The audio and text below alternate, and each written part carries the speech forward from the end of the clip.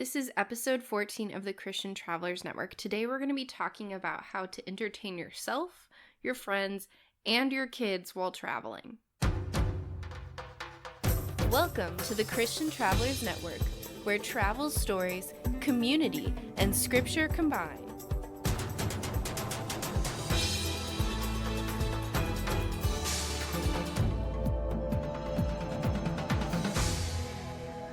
Hey Christian Travelers, so glad that you are back. Today we are ending our 5-part series on different aspects to prepare you for your summer travels. We've talked about how to pick a destination, budget, pack, prepare spiritually, and today we're going to be talking about some different ways to entertain yourself, because no matter how old you are, you always run into that moment where you ask, are we there yet?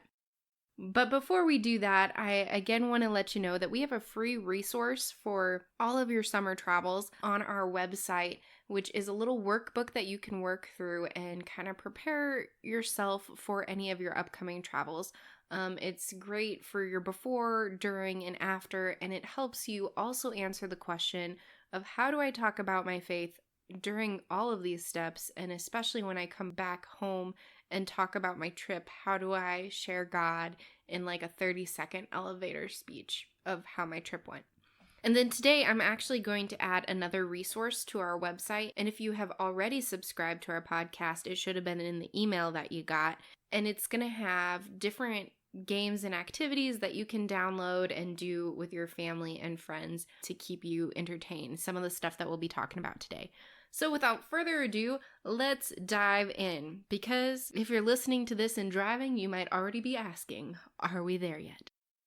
So growing up, there were a couple different games that my family typically played in the car, and one of them was called Car Bingo, which, if you haven't heard of this before, it's pretty much bingo, but it's related to different things. So if you're driving through farmland, there's one specific for that, or through a city, or you're going to be passing a lot of cars, those kinds of things.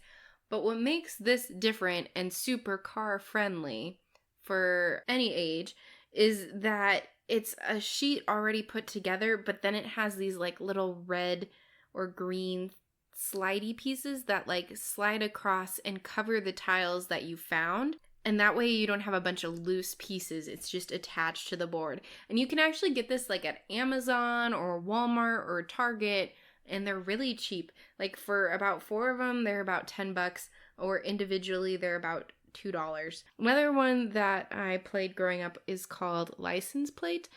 The license plate game. Your goal is by the end of your road trip to have the most states found. So it's also a reason that sleeping may not happen, but you have to watch for license plates as you go by and have to try and collect all 50 states by the end, or however many. And I've heard variations of the rule, like if you're in a certain state, any of the surrounding states, any license plates you see from them aren't counted or whatever. You can do it multiple different ways, but that's a fun game as well. And then the alphabet game, also a good generic game that we grew up playing, where you would see a sign, and if it had the letter A in it, then you claimed it, and then B and C all the way to Z, be the first one to Z. You're going to find a lot more when you drive through a city, but if you're in open cornfields and things, you're really hoping that the whole street, like every mile is like the next letter in the alphabet. Street A, Street B, Street C. Otherwise, you're kind of in for it. But, or you're looking at license plates too. But, so those are some games. And then one of them that I do with my youth group, which may show my Midwestern roots a little bit too much, it's called the cow game. And so your goal is to collect cows. So you are driving along, and the first person to spot a herd of cows shouts out that they're my cows. Those are my cows. And then you have to like quick count them and like, or guesstimate, oh, I think there's 6 over there, or 100 or whatever. And so then you keep adding to your numbers. But the way that you kill them off, I've heard it 2 different ways. You either pass a pond of water or any kind of water, or a cemetery. And if you claim the cemetery or claim the river or whatever, you get to drown or kill their cows.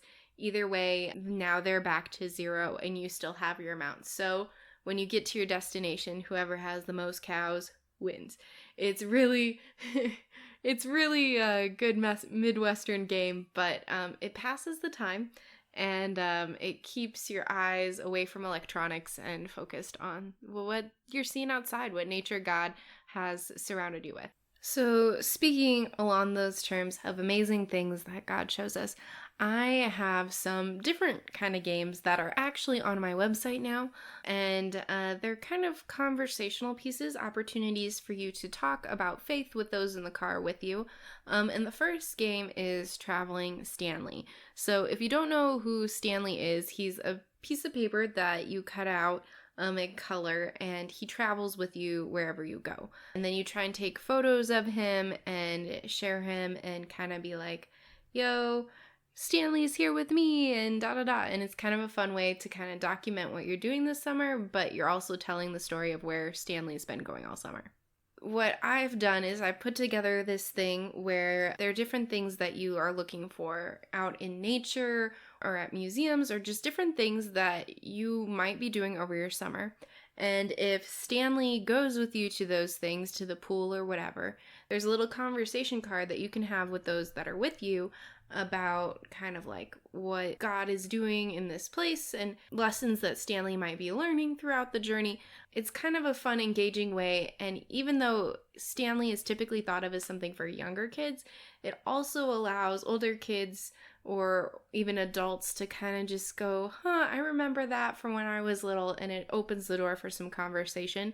Sometimes when people travel, I've seen like they have a Lego of themselves that they take with them everywhere, and it's the same kind of idea. It documents where you've been, but it also, with these conversation cards, allows you to talk about how your faith is doing or how God is present in what you're doing. And when you're traveling around with Stanley and you're posting those pictures, I strongly encourage you to share what it is that you guys talked about on your social media or whatever. And then also tag us, #Christian Travelers Network. Allow us to join in the conversation and see what you're doing as you travel with your friends and family. Another game I have is Faith Bingo, so it may be a little nerdy, but it's a spin-off of Car Bingo, and so I've taken well-known Bible verses and kind of made it into a printable Car Bingo sheet. So when it talks about Proverbs 3:5-6, lean not on your own understanding, and he shall make straight your paths. You're looking for a path somewhere, and just he is our rock and our foundation. You're looking for a rock, just different things. And that way, even though you're playing the same games and you're being entertained in the same way, there's a Christian aspect to what you're doing, and it allows for conversation to flow from that. The last game that I have, it's definitely something I've done with people my own age, so it's really can go multiple ways. And it's kind of a get to know you game, but it's geared towards people usually who know each other pretty well, but at the same time, it allows you to deepen that relationship. So basically what you do is your goal is to get to 10 points, and you ask each other questions about yourself. So I would ask maybe, how many siblings do I have?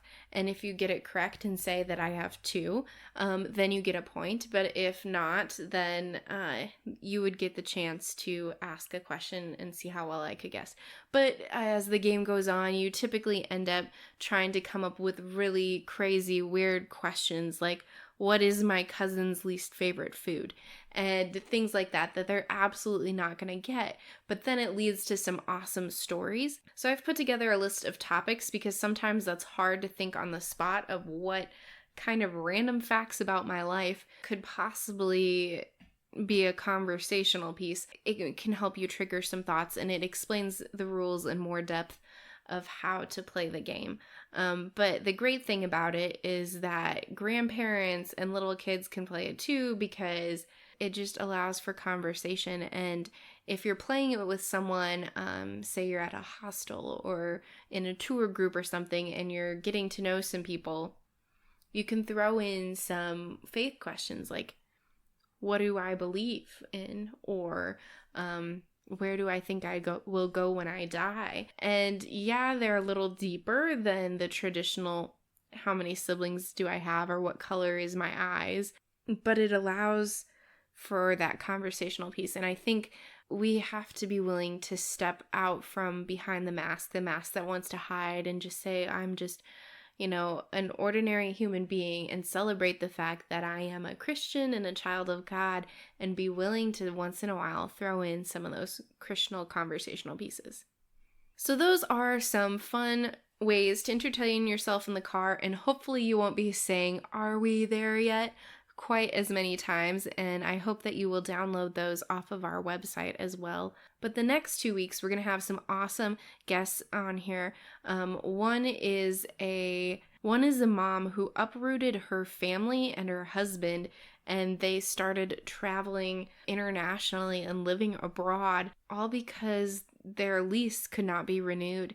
Very interesting story. Another is the founder of the Truce podcast, and he's going to share a little bit about some of his hiking experiences. So please tune back in the next 2 weeks to hear some of their amazing stories. Once again, thank you so much for listening. And if you join our discussion on Facebook, I would love to hear what are some of your favorite travel games and how do you entertain your kids and your friends while driving so that you don't ask quite as frequently, "Are we there yet?" Until next time, safe travels and God bless.